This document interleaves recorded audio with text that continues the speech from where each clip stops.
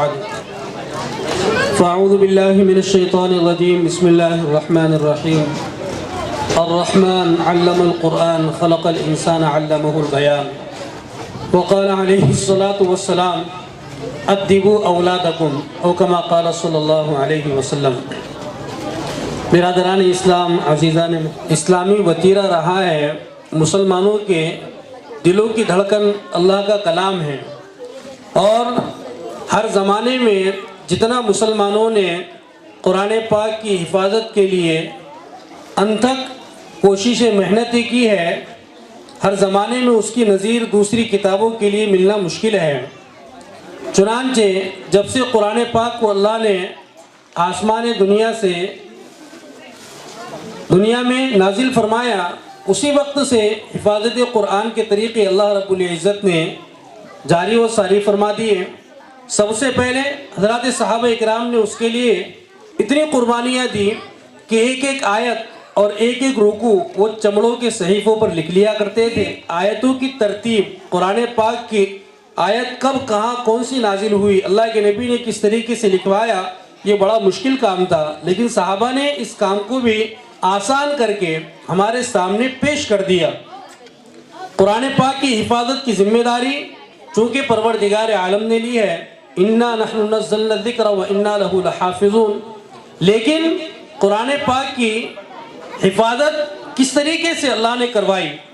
ہمیں پتہ ہے کہ اللہ قرآن کے اندر ایک رتی برابر بھی رد و بدل ہونے نہیں دیں گے، اللہ کا وعدہ ہے۔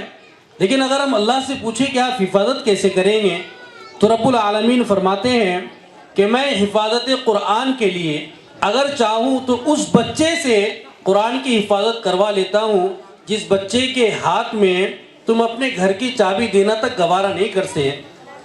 ماں باپ کے لیے اسکول ضروری ہے، ماں باپ چچا تایا کو جتا کر جاتے ہیں کہ ہمارے بچے کا خیال رکھنا۔ ہم ایک دو دن کے لیے باہر جا رہے ہیں، بچہ کہے کہ امی جان ابو جان میں گھر میں اکیلا رہ لوں گا، آپ میرے لیے کھانے کے انتظام کر دو، میں گھر ہی کے اندر رہوں گا، اکیلا رہوں گا، مجھے کوئی ڈر نہیں لگتا۔ لیکن ماں باپ اس بچے پر بھروسہ نہیں کرتے، مبادا ہمارا بچہ ڈر جاوے، اکیلا رہے گا تو کوئی اس کو اچک لے، چور اچک کا آ کر کے اس کو تکلیف دے، ڈرتے ہیں اس کے گھر میں اپنے گھر کی چابی بھی اس کے حوالے نہیں۔ رب العالمین کی شان رحمت پر قربان جائیے کہ پروردگار عالم بسا اوقات وضیعت کر دیتے ہیں، بچہ جہاں سے پوچھو فرفر پڑھ کر آپ کو سنا دیتا ہے۔ یہ کیا ہے؟ اللہ رب العزت نے حفاظت کی جو ذمہ داری لی اس کو اللہ پورا کر کے دکھا۔ بڑی خوشی کی بات ہے کہ آج مکاتب کی شکل میں کے ساتھ جو اللہ نے قرآن نازل کیا اسی کے ساتھ ہمارے سامنے بچے قرآن پڑھ کر پیش کرتے ہیں۔ بڑی خوشی ہو رہی ہے، چند بچوں نے بچیوں نے ماشاءاللہ بالکل تجوید کے ساتھ قرآن پاک پڑھ کر ہمیں سنایا ہے۔ ہمیں گرچہ اس کا احساس نہیں ہوگا، لیکن آپ یقین جانیے کہ اگر ہم اس کو پڑھنا چاہیں، اس طرح اگر ہم اس کی مشق کرنا چاہیں تو ہمیں ہفتوں مہینوں نہیں برسہ برس لگ جائیں گے، تب جا کر کے یہ لب و لہجہ یاد ہوتا ہے۔ یہ اساتذہ کرام کی محنت ہے، لیکن ہم نے کہا کہ چند اپنے حلال طیب مال سے اساتذہ کا تعاون ہمت افزائی کرو، تو کسی کے لیے یہ بات مشکل نظر آئی کہ ہم کیسے کر سکتے ہیں۔ ہمارے مکتب میں بچے پڑھتے ہیں، جان و مال لگتی ہے، اسی چیز کی قدر و قیمت انسان کے دل میں ہوتی ہے۔ اسکول پر ہمارا سب کچھ لگ رہا ہے، آج دیکھو نا چھوٹے چھوٹے معصوم بچے ہیں، لیکن اسکول کے علاوہ ٹیوشن، اسکول میں اگر آپ داخلہ کروانا چاہو بہت سارے ٹیچر حضرات بھی موجود ہوں گے، تو کیا ہوتا ہے 10,000 15,000، اور بہت سارے اسکولیں ایسی ہیں ہم جانتے ہیں ہمارے دوستوں کے بچے پڑھتے ہیں 1-1 لاکھ روپے سالانہ فیس ہے۔ بچہ کیا پڑھتا ہے؟ ABCD کے علاوہ پورے سال اس کو کچھ بھی نہیں آتا، کو انگلش میں بات کرنا آ گیا۔ فیس کتنی دیتے جی بھائی؟ 1 لاکھ روپے فیس سالانہ ان کی ہے۔ ہمارے آپ کو شہر کی بات بتا رہا ہوں، آپ بھی جانتے ہوں گے۔